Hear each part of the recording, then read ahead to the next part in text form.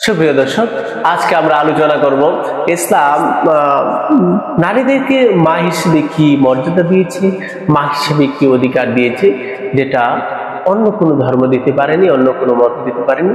ইসলাম নারীদেরকে মা হিসেবে সর্বোচ্চ মর্যাদা যেটা, সেটা ইসলাম দিয়েছে। মায়ের ভরণ পোষণ যাবতীয় কিছুর ব্যবস্থা করা সন্তানের উপর ম্যান্ডেটরি ইসলাম করেছে। ইসলাম অর্থাৎ মায়ের সেবা যত্ন করা বাধ্যতামূলক, সর্বোচ্চ গুরুত্ব ইসলাম দিয়েছে। বাবা মার সাথে সর্বোচ্চ ভালো ব্যবহারের নির্দেশ ইসলাম দিয়েছে, যেটা কোরআন এবং হাদিসে স্পষ্ট আমরা দেখতে পাই।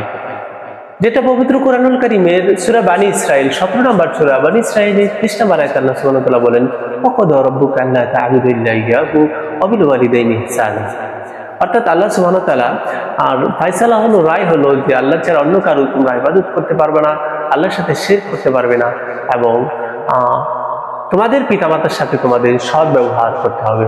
ইম্মা ইয়াবলুগান্না ইনদাকা আল-কিবারা আহাদুহুমা আও কিলাহুমা ফালা তাকুল লাহুমা উফফিন ওয়া লা তানহারহুমা ওয়া কুল লাহুমা কাওলান কারীমা। আল্লাহ সুবহানাহু ওয়া তাআলা তারপর বলতেছেন, তাদের দুইজন বা একজন যদি বৃদ্ধ অবস্থায় পৌঁছায়, তখন তাদের প্রতি তোমরা বিরক্ত হও না, তাদেরকে ধমক দিও না, তাদের প্রতি উফ শব্দ প্রয়োগ করো না, তাদের সাথে নরম কথা বলো, সুন্দরভাবে কথা বলো। আখফিদ লাহুমা জানাহা যুল্লি মিনার রাহমাহ, এবং তাদের জন্য তোমাদের রহমতের হাতকে প্রসারিত করে দাও। ওয়াকুল রাব্বির হামহুমা কামা রাব্বায়ানি সগীরা, এবং তাদের জন্য দোয়া করো যে রব্বির হামহুমা কামা রাব্বায়ানি সগীরা, হে আল্লাহ তুমি তাদের প্রতি রহম করো, কেননা এই বাবা মা আমাদের শিশুকালে আমাদের প্রতি অনেক রহম করেছিলেন, করুণা করেছিলেন, আমাদেরকে কুলে নিয়ে আমাদেরকে অনেক যত্ন সহকারে আমাদেরকে বড় করেছিলেন। এটা আল্লাহ সুবহানাহু ওয়া তাআলা সরাসরি কোরআনের নির্দেশ।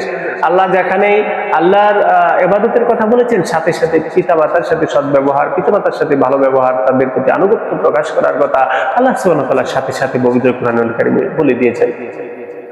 রাসূল সাল্লাল্লাহু আলাইহি ওয়াসাল্লামকে জিজ্ঞাসা করা হয়েছিল, বুখারী শরীফের 5971 নম্বর হাদিস বলছি, আল্লাহ রাসূল সাল্লাল্লাহু আলাইহি ওয়াসাল্লামকে জিজ্ঞাসা করা হয়েছিল যে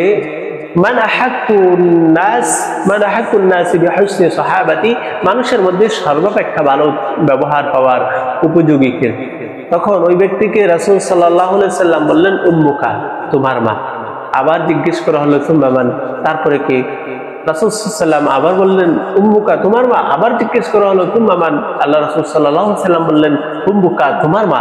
অর্থাৎ 3 বার বললেন। তারপর আবার জিজ্ঞেস করা হলো, তারপর আমার উত্তম ব্যবহার পাওয়ার উপযোগী কে? তখন আল্লাহ রাসূল সাল্লাল্লাহু আলাইহি ওয়াসাল্লাম বললেন, আবুকা, তোমার বাবা।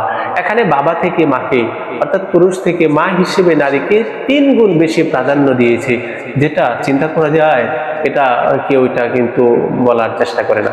প্রিয় ভাইয়েরা, এই মায়ের অবাধ্য হওয়াকে ইসলাম হারাম ঘোষণা করেছে, যেটা বুখারী শরীফের 2408 নম্বর হাদিসে আল্লাহ রাসূল বলেছেন, ইন্নাল্লাহা হারামা আলাইকুম উকুকাল উম্মাহাত, অর্থাৎ তোমাদের মায়েদের সাথে অবাধ্য হওয়াটা ইসলাম হারাম ঘোষণা করেছে, আল্লাহ তাআলা হারাম ঘোষণা করেছেন। এই মায়ের পায়ের নিচে ইসলাম জান্নাত রেখেছে, যেটা রাসূল সাল্লাল্লাহু আলাইহি ওয়াসাল্লাম বলেছেন, ইন্নাল জান্নাতা তাহতা আকদামিল উম্মাহাত, অর্থাৎ মায়ের পায়ের নিচে তোমাদের জান্নাত। অর্থাৎ কেউ যদি জান্নাতে যেতে চায়, তাহলে তার মাকে অবশ্যই সন্তুষ্ট রাখতে হবে। মায়ের অসন্তুষ্টি হয়ে, মায়ের সাথে খারাপ ব্যবহার করে মায়ের সন্তুষ্ট অর্জন ছাড়া আপনি জান্নাতে প্রবেশ করতে পারবেন না। তাহলে ইসলাম মা হিসেবে নারীকে সর্বোচ্চ সম্মান দিয়েছে। এখানে মা হিসেবে আপনি কি, যারা নারী আছেন, আপনারা কি মায়ের এই অধিকার চান না? আপনারা কি চান? আপনারা তাহলে মায়ের অধিকার, এই সর্বোচ্চ অধিকারে আপনারা কি সন্তুষ্ট নয়? আপনারা কি সেখানে সমান অধিকার চান?